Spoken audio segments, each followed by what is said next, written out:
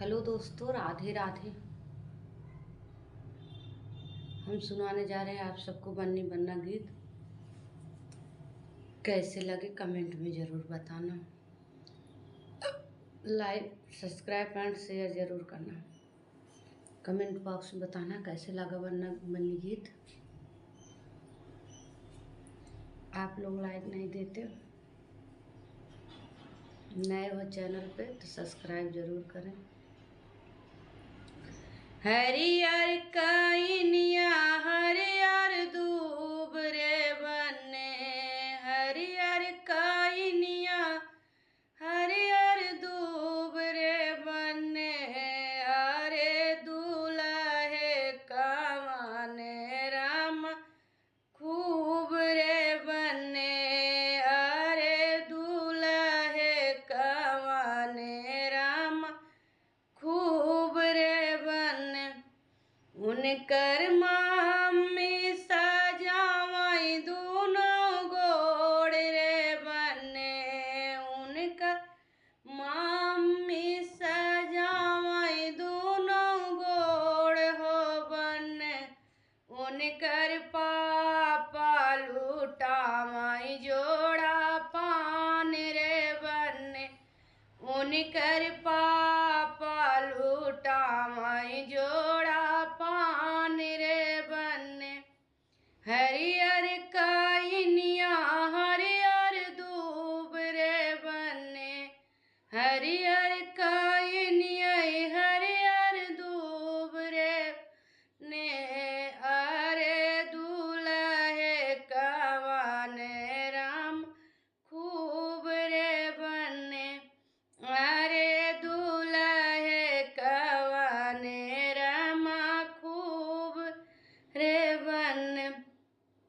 उनकर चाची सजावई दूनो गोड़ रे बने, उनकर चाची सजावई दूनो गोड़ रे बने, उनकर चाचा लूटावई जोड़ा पान रे बने, उनकर चाचा लूटावई जोड़ा पान रे ने।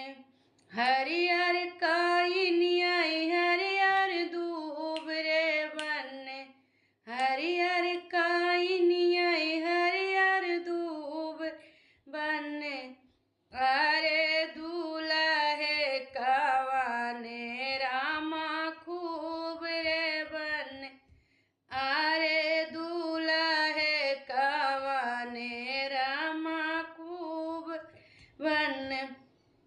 उनकर भाभी सजावई दूनो गोड़ ने, उनकर भाभी सजावई दूनो गोड़ रे बने, उनकर भैया लूटावई जोड़ा पान रे बने, उनकर भैया लूटावई जोड़ा पान रे बने। हरियर कइनिया हरियर दूब रे बने, हरियर कइनिया हरियर दूब रे बने, अरे दूल्हे कमाने रामा खूब बने, अरे दूल्हे कमाने रामा खूब रे बने।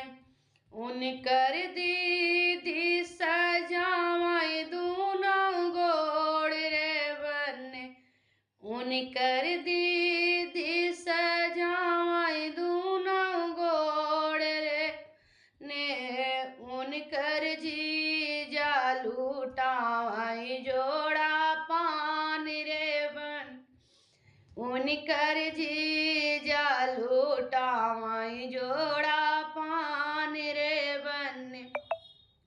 हरियर कइनिया हरियर दूब रे बने, हरियर कइनिया हरियर दूब रे बने, अरे दूल्हे कमाने रामा अरे दूल्हे कवाने रामा खूब रे बन। कैसे लगा वरना गीत कमेंट में ज़रूर बताना।